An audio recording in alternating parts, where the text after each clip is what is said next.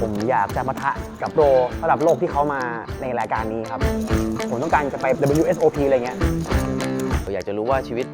ไลฟ์ทัวร์นาเมนต์ต่างประเทศแล้วชิงตั๋วมันจะไปรอดไหมสิ่งหนึ่งที่พยายามที่จะทำให้มันดีขึ้นก็คือผลลัพธ์ที่เทียบกับคราวที่แล้วก็อยากจะทำให้ได้รีซอลที่ดีขึ้นกว่าเดิม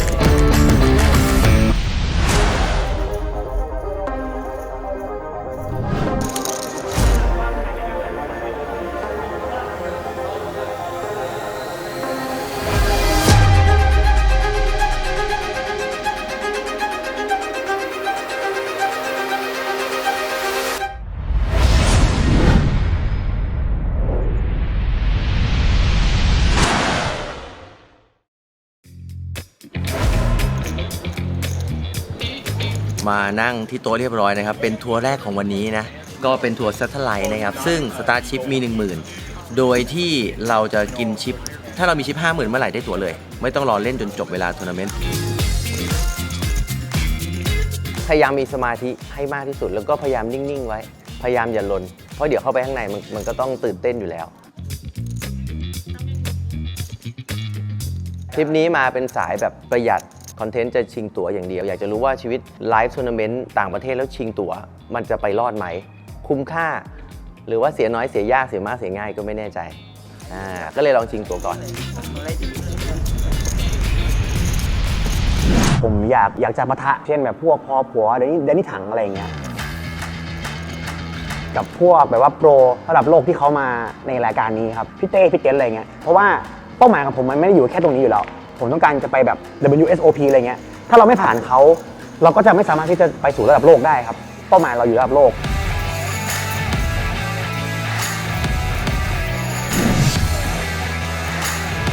รู้สึกว่าพอเรามีประสบการณ์มาระดับหนึ่ง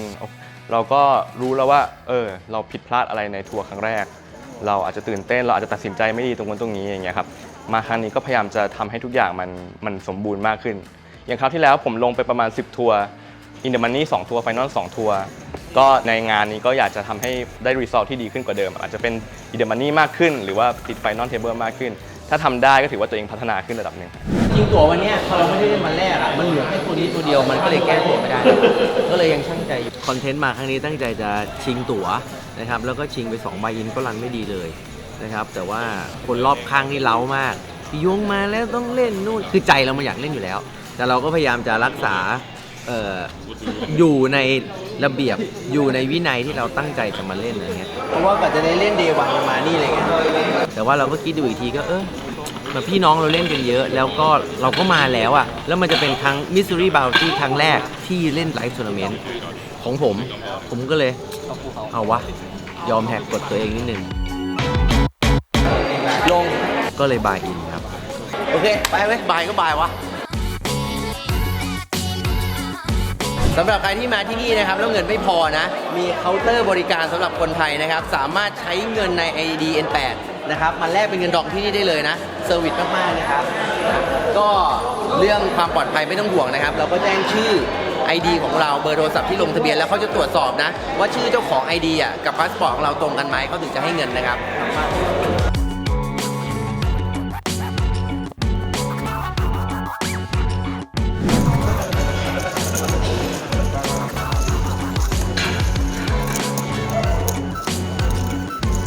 Mystery Bounty เป้าหมายของวันนี้เนี่ยก็คงจะเป็นการที่แบบศึกษาวิธีการเล่นของคู่แข่งในโต๊ะทั้งหมดแล้วก็พยายามที่จะ survive เอาตัวรอดไว้ก่อนเบรกแรก2 ชั่วโมงกว่ามีไพ่เล่นประมาณ2 แทน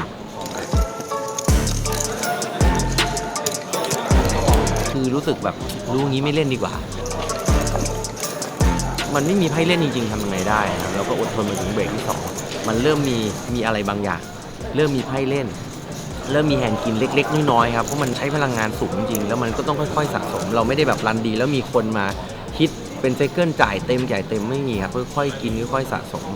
เราเล่นมาตลอดประมาณแบบ8 ชั่วโมงก็ลาบ้างนิดหน่อยแต่ว่าโดยรวมยังพอจะคุมสติได้อยู่ไม่หลุดครับแล้วก็มีจุดเปลี่ยนหลายจังหวะมากที่ทำให้รอดมาถึงตอนนี้ได้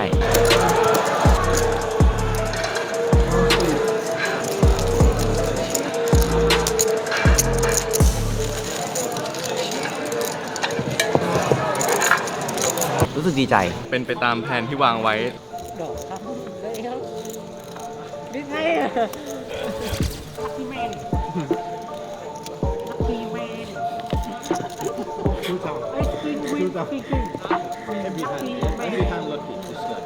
I want to be lucky tomorrow It's too early แล้วเราก็ ITM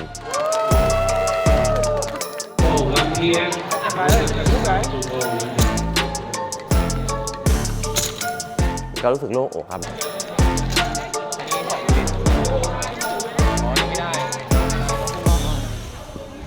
วันนี้จะลงรายการ High Roller Single Day ครับ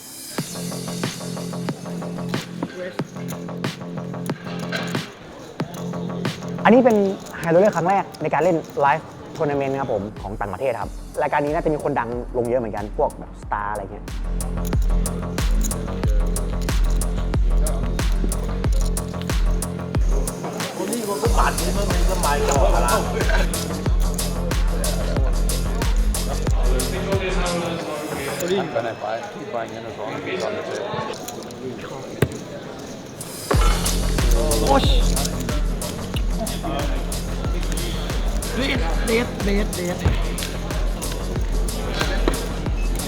แพ้ไปครับ ก็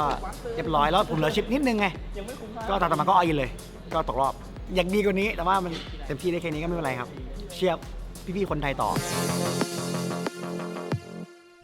ก็ Body Day 2 ไปดูที่ฉากดีกว่าไหมผมอยู่นี่ครับ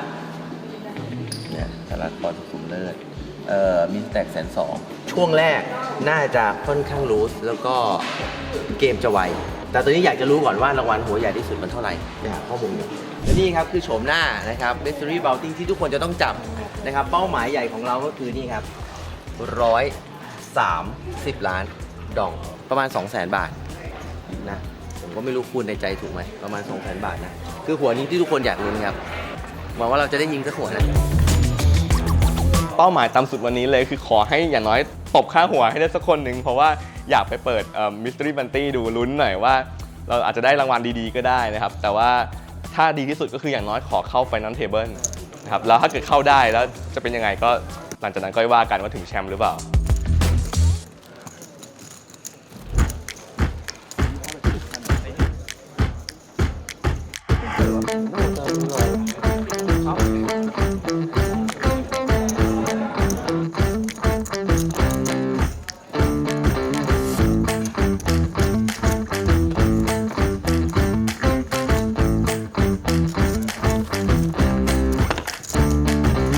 ผมเปิดด้วย A King ผมมีประมาณ 15 Big Buy ประมาณนี้ครับแล้วก็ Small Buy เขาโชว์มาเขา cover ผมก็คอด้วย A King เขามี A 10 Off สูตรแล้วก็ 10 ตกฟอกเทิร์นแบงค์10 ตก River เขามี Trips เขาชนะผมไป ก็ไม่รู้สึกอะไรก็ตามจังหวะเกมเรา10ไม่ผ่านก็ร่วงแค่นั้นเองครับตกแล้วครับอันดับที่ 20 พอดี ในทัวร์ Day 2 เนี่ยชิปผมอยู่ประมาณอันดับ 20 จาก31คนสุดท้าย แล้วมีโอกาสได้ลุ้นค่าหัวแค่ครั้งเดียว ก็คือแฮนด์เมื่อสักครู่นี้ คนช็อตกับผมเขามีประมาณ8 Big Buy เขาอออินมาจากคัตออฟด้วย A9 Off Suit มี8 Big Buy ผมอยู่ Small Buy มี 88 นะมีประมาณ 11 Big Buy นะครับผมก็แทงอยู่แต่ยังไงมันต้องคอยอยู่แล้วล่ะนะครับผมก็อออินใส่เข้าไปฟลอปออกมา A ตกเลย มันก็เลยทำให้ผมเหลือแค่3 Big Blind แล้ว3 Big Blind ผมก็เหลือ King Queen Off Suit แล้วผมก็ต้องยัดเอาอินตามระเบียบ Lamang tayo sa barang pasin.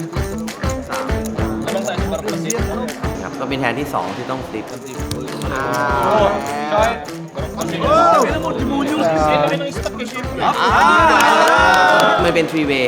ผม King Queen เขาแจ็ค2 ที่รับ และอีกคนหนึ่งดีกว่ารับด้วย 73 Off Suit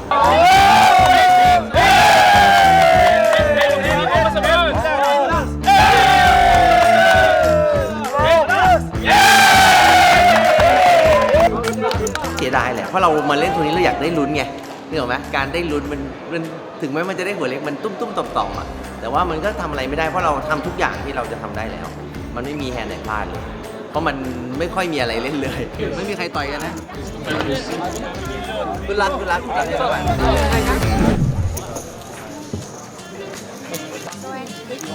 ร์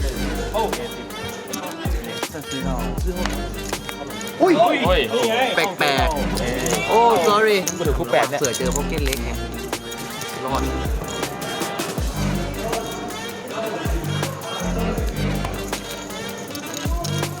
ชั่วโมงกว่าไม่มีแฮนด์เล่น โดนทีเบสลิมโดนรีเลสฟลิปมันก่อนชนะทำอะไรไม่ได้นะทำใจแต่ว่าโชคดีที่ทีแพนสุดท้ายชนะ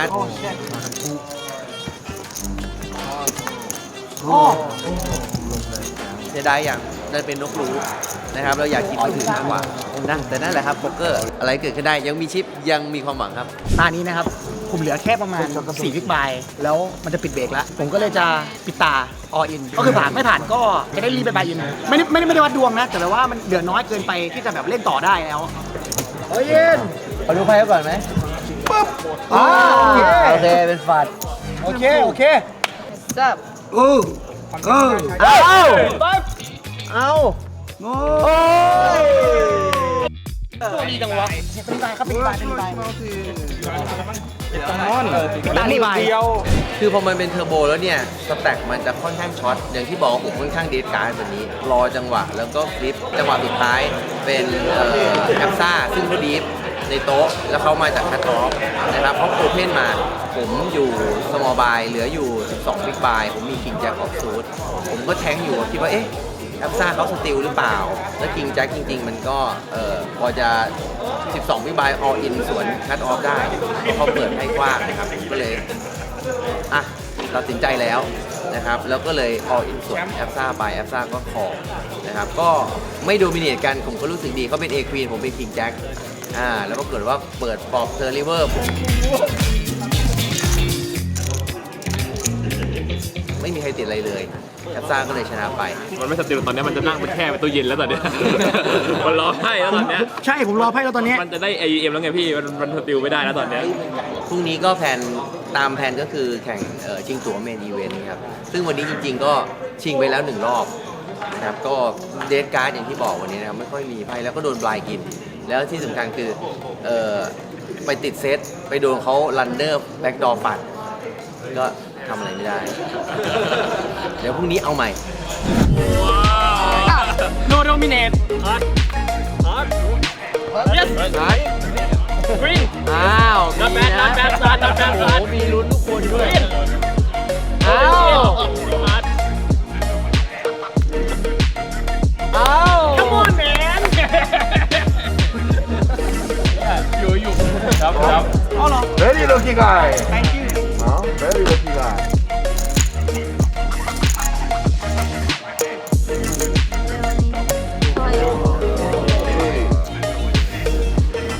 เฮ้ย น้ำ เฮ้ย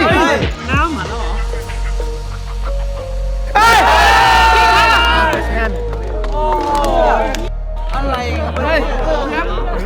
อะไรอ่ะ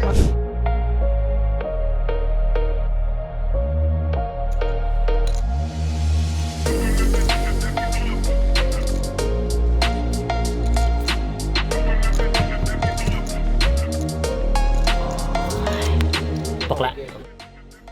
ผมลิ้มแล้วเขาก็ชับอ๋อคอ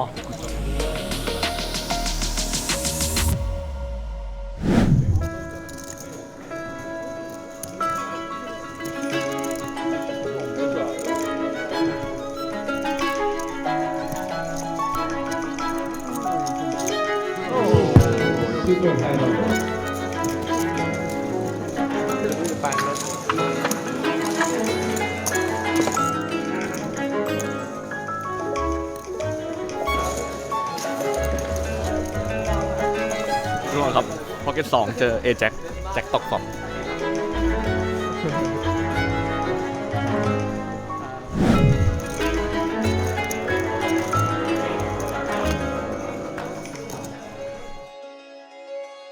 เล่นตามสเต็ปเล่นตามจังหวะครับ ก็พยายามไปให้ลึกที่สุด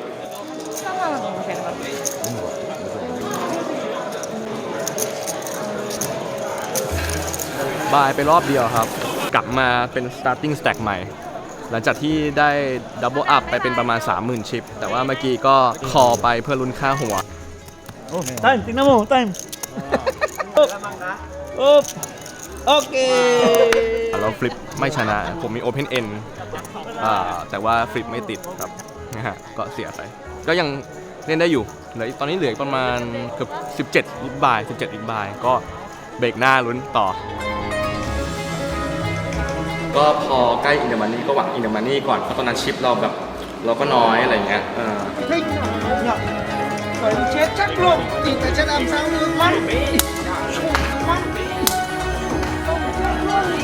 มาไกลเกินคาดนะ พอได้ RPM แล้วปุ๊บต่อมาก็เป้าหมายก็คือ Final Table เราก็ประคองชิป แล้วก็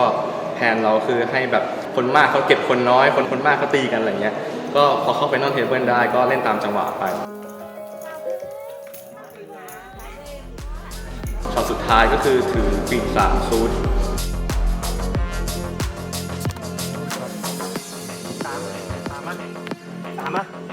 ก็เหลือประมาณ9 บิ๊กบายคิดว่าแบบก็คงไม่เล่นฟอร์ดดีกว่าก็วัดกันไปเลยสุดท้ายก็มาจบเป็นรองแชมป์ก็ถือว่าก็ดีใจแต่ไม่เสียใจแต่ก็เสียดายเหมือนกันได้มา70 ล้านดองบวกค่าหัว5 ล้านก็ประมาณ75 ล้านดองก็มีเงินลงบายอิน เป็นอีเวนต์พวกนี้แล้วนะครับก็ดีใจครับดีใจอยู่เข้าไปถึง Final Table เนี่ยโอ้โหมันเล่นยาวมากแล้วก็ล้ามากแล้วก็กว่าจะได้นอนก็คือแบบตี 4 ตี 5เล่นเมนอีเวนต์ก็เลยแบบอ่อนล้ามากรู้สึกว่าเหนื่อยง่วงเหงาหาวนอนตลอดแล้วก็ผลงานก็ไม่ค่อยดีเท่าไหร่ทบเทิร์นครับแล้วก็มีคนคอมา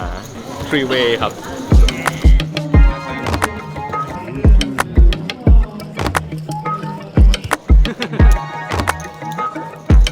ก็รีเวอร์ตก complete flush ครับแล้วก็มีคนมี flush ครับโดนไปครับแป๊บเดียวเจ็บ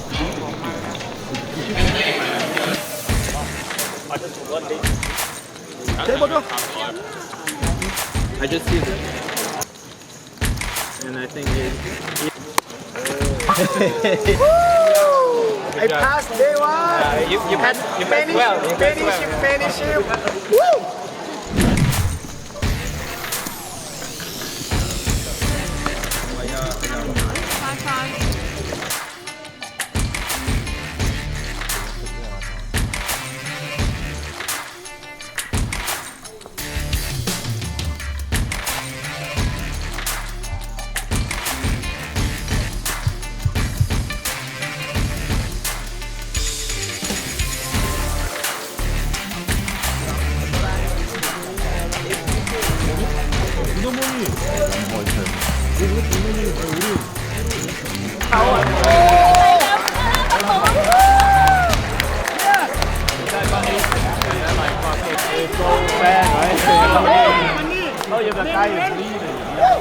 ครับผมอินเดอร์มันนี่เด้งเรียบร้อยแล้วครับ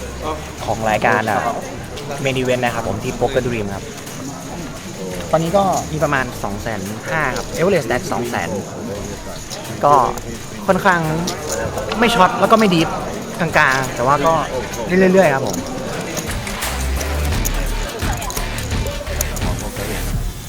มีเอสควีนอยู่กลุ่มแล้วคัตออฟโอเพนผมทรีเบสเขาคอฟลอปควีน5ผมมีเอสควีนใช่ปะ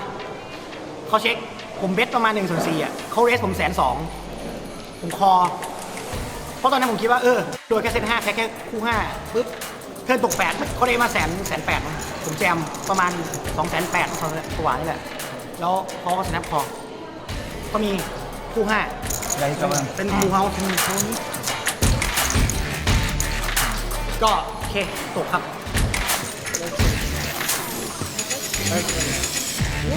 คือตอนแรกจะชิงตั๋วแต่ว่าเผอิญว่าพอเราตีตั๋วขาไปขาเดียวเพื่อจะถ้าได้ตั๋วเราจะจองขากลับเวลาไหนก็ได้นะครับแต่แผนมันไม่ได้เป็นอย่างนั้นกลายเป็นว่าตอนที่เช็คอินมาที่ประเทศไทยเขาบังคับว่าเราต้องมีขากลับผมก็เลยต้องตีตั๋วกลับไว้ซึ่งถ้าเราชิงตั๋วได้เมื่อคืนมันไม่ใช่เราไม่ได้เสียแค่ค่าชิงตั๋วราคาประหยัดมันยังจะต้องเสียค่าตั๋วเครื่องบินทันทีค่าที่พักเพิ่มทันทีมันเลยทำให้ต้นทุนในการชิงตั๋วผมรู้สึกว่ามันไม่คุ้มค่าแล้วเราก็ไม่ได้การันตีว่าจะได้ตั๋วด้วยแล้วผมก็เลยเปลี่ยนแผนไปเล่น NLS Turbo รอบ 4 ทุ่มครับ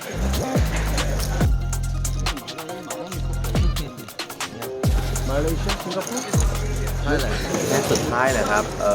บลายอัพเร็วมากผมเหลือ5 Big Blind ครับมี A8 นะครับขวามือผมดีฟแล้วก็โอเพนมา2 Big Blind ครับผมก็all in ใส่เลยนะครับปรากฏว่าก็คือ A9 นะครับก็ A8 ผมว่าค่อนข้างจะตามเยอะนะครับปลอบมาก็ไม่มีใครติดอะไรจะเทิร์น9ตกเข้าเขาเลย ก็ดออิงเดนเลยครับก็เรียบร้อยทำอะไรไม่ได้มันไม่มีไพ่เลยครับมันแห้งมากแต่ก็นะเราก็ทำเต็มที่แล้วครับคงต้องเป็นข้างหน้าแหละพี่น้องในการแข่งครั้งนี้ส่วนตัวผมนะจากประสบการณ์ของผมรู้สึกว่าผมพอใจกับการเล่นของตัวเองแค่เราไม่มีไพ่เล่นแค่นั้นเองนะครับส่วนเรื่องที่เราจะปรับปรุงในครั้งต่อไปก็คงแน่นอนคงต้องศึกษาเยอะขึ้นแล้วเพราะผมยอมรับว่าผมเป็นคนที่ชอบเล่นมากกว่าศึกษาพอเรามีคอนเนคชันได้รู้จักน้องๆหรือว่าสังคมคนไทยหรือต่างชาติที่เขาเล่นแบบสตั๊ดดี้เยอะกว่าเราอะเรารู้สึกว่าเรา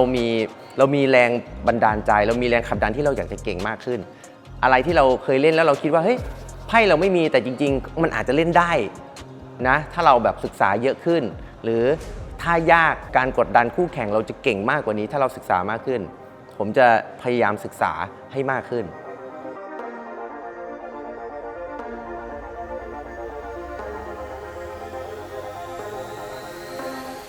ก็อยากให้มาเยอะขึ้นกว่าเดิมครับผมว่ามันสนุกดีแล้วก็อยากให้คนไทยรู้จักโป๊กเกอร์มากขึ้นกว่าเดิมด้วยครับต่างชาติมาแข่งเยอะเขาไม่ได้มาคนเดียวนะเขามาแบบแฟนพี่เพื่อนอะไรเงี้ยมาด้วยเยอะมากอย่างที่แบบทีมไทยเรามาบางคนไม่ได้มาแข่งเขาก็แบบมาด้วยนั่นอะไรเงี้ยผมว่ามันเป็นผลดีทั้งการท่องเที่ยวแล้วก็ทำให้โป๊กเกอร์เนี่ยรู้จักเป็นที่ยอมรับมากขึ้นเพราะว่าจริงๆแล้วโป๊กเกอร์เนี่ยมันเป็นเกมกีฬาอย่างหนึ่งด้วยซ้ำครับผม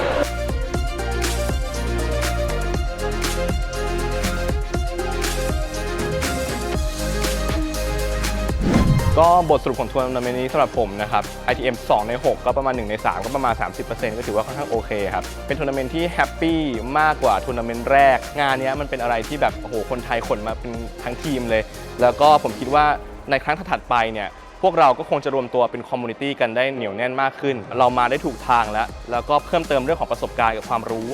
ให้มากขึ้นผมคิดว่าวงการโป๊กเกอร์ไทยมีอนาคตที่สดใสครับ